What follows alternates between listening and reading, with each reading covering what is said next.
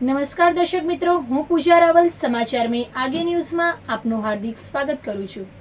સમાચાર જોઈએ વિસ્તારથી તે પહેલા એક નજર આજના મુખ્ય સમાચારો પર। મહેસાણામાં 70 થી વધુ દબાણો દૂર કરાયા, માર્ગો પહોળા થશે અને ટ્રાફિકની સમસ્યાનું નિરાકરણ આવશે। હારીજના કુરેજા ગામની મહિલા પતિના ત્રાસથી કંટાળી આત્મહત્યા કરવા પહોંચી। હિંમતનગરમાં પોલીસ ભરતીમાં 45 દિવસમાં 68,000 ઉમેદવારોમાંથી માત્ર 11,000 પાસ। ભાવનગરમાં પાપ છુપાવવા નવજાતને બાવળની કાંટાળી ઝાડીઓમાં ફેંકી દીધું। સાકળચંદ પટેલની 116મી જન્મજયંતિએ ગ્રેજ્યુએશન સેરેમની કાર્યક્રમ યોજાયો। લીમડીના રડોલ ગામે મકાન અને પિકઅપ વાનમાં લાગી ભીષણ આગ, 3 લોકો બળીને ખાખ। ચાણસ્મા પાલિકામાં પ્રમુખ પદ ચૂંટણી માટે ભાજપના 16 સભ્યો 3 જૂથમાં વહેંચાયા। હવે જોઈએ સમાચાર વિસ્તારથી।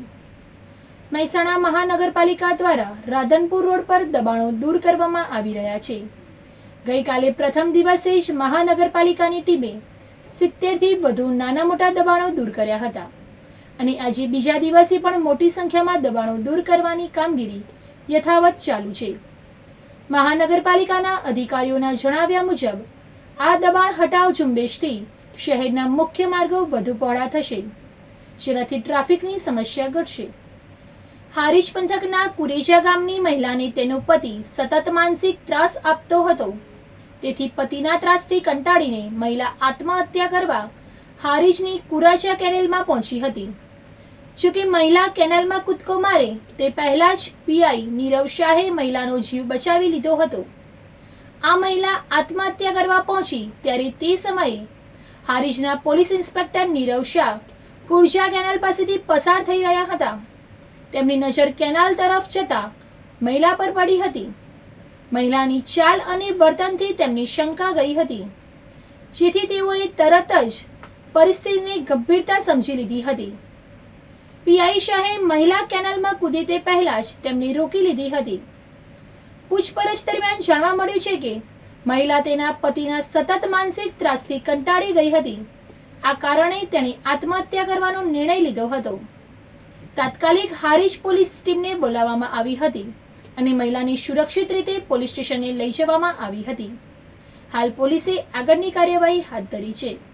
હિંમતનગર પોલીસ પરેડ ગ્રાઉન્ડ પર બિનહથિયારી પીએસઆઈ અને લોકરક્ષકની પોલીસ ભરતી પ્રક્રિયા પૂર્ણ થઈ છે। 8 જાન્યુઆરીથી શરૂ થયેલી આ ભરતી પ્રક્રિયા 1 માર્ચે સંપન્ન થઈ। 45 દિવસની આ ભરતી પ્રક્રિયામાં કુલ 68,896 ઉમેદવારોને બોલાવવામાં આવ્યા હતા। તેમાંથી માત્ર 29,471 ઉમેદવારોએ શારીરિક કસોટીમાં ભાગ લીધો। આ પૈકી માત્ર 11,087 ઉમેદવારો પરીક્ષામાં પાસ થયા। ભાવનગર શહેરના તળાજા રોડ પર ટોપ 3 સિનેમા નજીક રોડ પર અવાવરૂ સ્થળે બાવળની કાંટાળી ઝાડીઓમાં કોઈ દયાહીન જનતાએ પોતાની કૂખે અવૈધ સંબંધ કે અન્ય કોઈ કારણોસર જન્મેલી નવજાત બાળાને તરછોડી ફરાર થઈ ગઈ હતી। વહેલી સવારે મોર્નિંગ વોકમાં નીકળેલા મહેશ પંડ્યાએ બાળકીનો રડવાનો અવાજ સાંભળતા તેમણે લોકોની જાણ કરતા યુવાનોએ ભરતનગર પોલીસ તથા 108ની જાણ કરતા કાફલો ઘટના સ્થળે દોડી આવ્યો હતો। 108ના સ્ટાફે નવજાત બાળકીનો કબજો લઈ તેની સારવાર અર્થે સરટી હોસ્પિટલમાં ખસેડી છે। નૂતન મેડિકલ કોલેજની પ્રથમ બેચનો કોન્વોકેશન કાર્યક્રમ યોજવામાં આવ્યો। ગ્રેજ્યુએશન સેરેમનીમાં પ્રથમ બેચના વિદ્યાર્થીઓનું સન્માન તેમજ પીજી વિદ્યાર્થીઓનું સ્વાગત કરવામાં આવ્યું હતું। યુનિવર્સિટીના ચેરમેન પ્રકાશ પટેલ, જે મેડિકલ ક્ષેત્રમાં નામ કરવા ઈચ્છતા વિદ્યાર્થીઓના જીવનમાં પ્રકાશ લાવવાનું કાર્ય કર્યું છે। Nutan medical college and research centre ખાતે નૂતન સર્વ વિદ્યાલય કેળવણી મંડળના સ્થાપક અને વિસનગરને શિક્ષણ નગરી તરીકે પ્રતિષ્ઠા અપાવનાર કર્મવીર સ્વ સાકળચંદ પટેલની 116મી જન્મજયંતિ તારીખ 28 ફેબ્રુઆરી 2025ના દિવસે એમબીબીએસની પ્રથમ બેચના વિદ્યાર્થીઓની ગ્રેજ્યુએશન સેરેમનીનું તેમજ ચાલુ વર્ષે સમગ્ર ઉત્તર ગુજરાતની પ્રથમ પોસ્ટ ગ્રેજ્યુએટ બેચમાં પ્રવેશ મેળવનાર વિદ્યાર્થીઓનો સ્વાગત સમારંભ યોજાયો। સુરેન્દ્રનગરના લીમડીના રડોલ ગામે પિકઅપ વાન અને રહેણાંક મકાનમાં આગ લાગી હતી। મકાન પાસે ડીઝલના કેરવા ઉતારતા આગ લાગ્યાનું અનુમાન લગાવવામાં આવી રહ્યું છે. મૃતકોમાં બાળકો અને વૃદ્ધા હોવાનું અનુમાન કરવામાં આવ્યું છે. જોકે સમગ્ર ઘટનાની જાણ ફાયર વિભાગને થતા તાત્કાલિક ફાયર વિભાગ દ્વારા આગ પર કાબુ મેળવવાનો પ્રયત્ન હાથ ધરવામાં આવ્યો હતો.